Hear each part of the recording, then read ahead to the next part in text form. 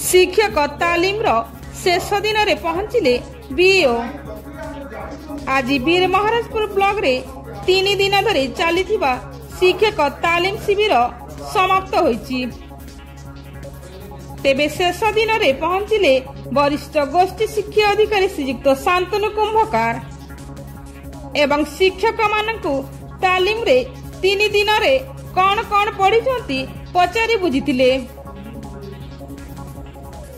सामाजिक शिक्षा, आवेगिक शिक्षा, नैतिक शिक्षा, अंतर्निवेशी शिक्षा, house system, backless day, Barnali, UDISE plus, cyber security, school safety, नास, लेसन स्कीम इत्यादि जन जन कर पचारिथिले।